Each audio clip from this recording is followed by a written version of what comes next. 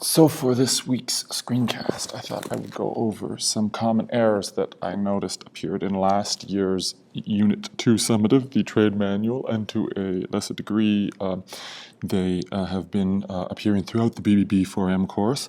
I think they happen to be some issues that North Toronto students might struggle with as they move from, just knowing and understanding in grade 9 and 10 to grade 11 and 12 courses where they are supposed to synthesize, analyze, and professionally communicate their ideas.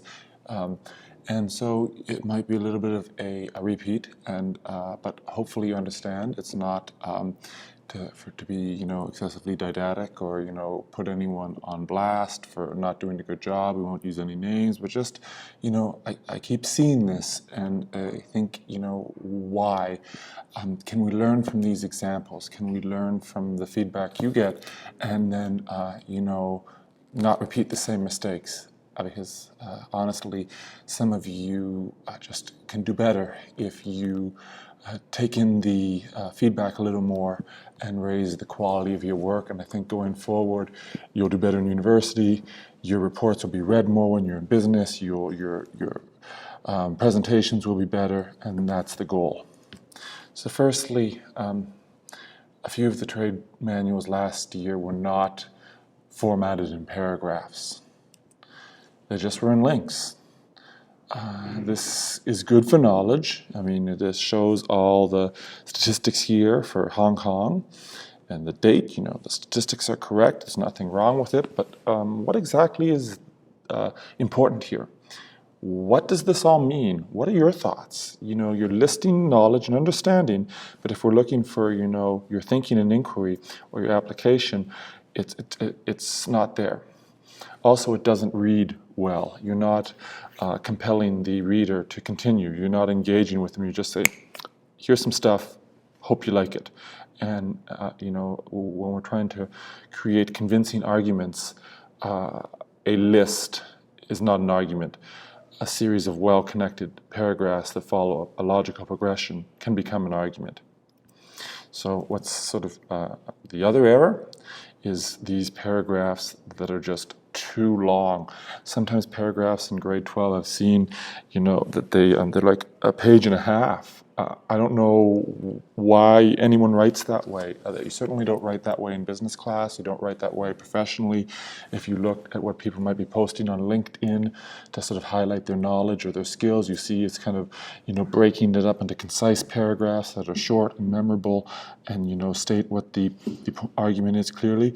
And here, I don't know if you want to take the time and read some of this. It's about Germany, and, we're talking about castles and zoos and size and the land mass and neighbors and tourism and fertility, Berlin. It's just jumping back and forth between social, economic, geography, and this was this is by far not the longest paragraph that I've read. There's some history at the end. I mean, these could all go in there, but I think we could organize it with some headings and definitely, have more of a theme rather than just, hey, here's a page of text with no line breaks and long sentences, because you're just, again, throwing facts against the wall there, unfortunately. So what else sometimes happens? So visual aids. Visual aids are great. A key visual aid can help you understand what it is that's most important about the issue. Can crystallize it for that person, and really help them remember. But sometimes we get visual aids like this one. I hope you see that there's some space above this. This was exactly as was presented in the report. Why is there not a title? What is this chart about? Why are the axes not labeled? I think this has to do with union and, when workers are part of unions, they have better outcomes in terms of health and benefits and wealth, which is all good, but I really don't know what this chart is about. Seriously, sometimes the visual aids come with no information, and this wasn't introduced, so at minimum, there has to be a title. And then what is this percentage? I don't know, unemployment, accident rate, lifespan, increase. I don't really know. What is union density? I'm not familiar with that term. This needs more introduction to make it a good, chart that will prove the author's point. Another time, sometimes the visual aids is just too small. So here we have, a large paragraph and then a small chart, again lacking a title. So if you look at this paragraph, we're talking about population, fertility rate, growth rate for GDP. This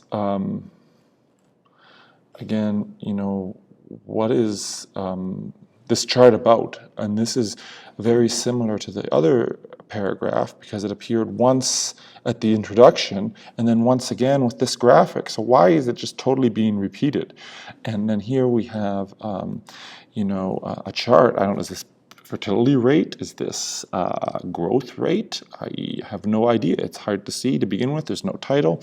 It's not explained. It's not up to the user to go and look up all the charts about Canada and Germany to see what chart it is. It's about you as a student explaining what you're including, why you're including it, and what it should show the reader. And I know sometimes the introduction, does allude to what the most important parts will be in a paragraph, in a report or whatever, or in an essay, but you can't just totally repeat the introduction later on, which unfortunately this person did. They just changed the font and, the little JPEG inserted. It's not significantly different. Just grammar and clarity. So this is a paragraph that has 8 lines, yet only 2 sentences. There's just, it runs on and on. It just seems to list all this information. It doesn't actually identify what is the most important thing to know or why Switzerland is the perfect place. And it just lists everything. We alternate between high education standard, currency, inflation, telecommunications, purchasing power, a competitive edge. The grammar of that first sentence, it's just all over the place, and it goes on and on. And then there are not many places in the world which provide such a safe haven for businesses, semicolon, and this is why the small Alpine country is a firm favorite for a business startup. What exactly does that mean? I don't think that the author clearly stated what makes a good investment location. And then again, a firm favorite. I'm not familiar with that term. I think it is your responsibility to choose words that communicate your point. So another type of error, sometimes a lack of specific details. Here we have one about the United States. As previously stated, the current U.S. president is very fond of business in America. He is focusing his time and resources into making America's businesses stronger and more profitable. An example here would be good, reminding us again what you think the most important part is. As you looking at these numbers, you can see that something he's doing must be right. I don't know about that argument. I think you need to prove your case if you are going to argue that the change in economic statistics are due to the policies of any leader. It just not ipso facto doesn't mean because there's an increase that it's due to one person. You have to prove that claim, and there's no specific links to this person's actions and the economic situation. Based on economics alone, America should be any business's top choice. Grammatical error. And also, your conclusion's supposed to prove this, not me or any other teacher, guessing by economics alone. Well, I would hope so, but what economics are we talking about? Yeah, it's the biggest economy in the world. Seems like anyone should operate there. I mean, why not have some specific pointers, some very, very specific criteria that you identified that are key for businesses, show how America exemplifies those criteria, and then say that makes it a great place. And this was just a 5-line conclusion to a 10-page report. Not including critical analysis. This is where you take the information and you think about it and you analyze it. The economic information of a nation is very important for businesses. Businesses provide goods, services, and jobs which affect grammatical error here. The economy as a whole, no spacing. A country's trading partners, currency and inflation rate and unemployment contribute to the country's overall prosperity and ability to develop. Yes, this is evident. This is like the first sentence of any economics textbook. Trading with other nations is also important, especially for a country like Japan with minimal natural resources. Yes, this is pretty obvious. So what trades could Japan make? What are this, again, the specific, things that you've identified that are most important? Keeping relations with other countries is helpful to not fall behind and lack in natural resources. Well, evidently, again, what kind of analysis is present in here? It seems just to state the obvious and even to sort of state what might be covered, in a very, very basic grade 10 Introduction to Economics unit or Introduction to International Business, and we're looking for people who will be university students next year, so you really have to show that you've thought about the issue and analyzed it. Careless formatting. Here we have, no inline citation, just some headings. One heading ends in a semicolon. One ends with a period. There's a photo of the G7 leaders for no particular reason. It's organized in a way, but I just don't think, where's the inline citations? I just think it was done quickly.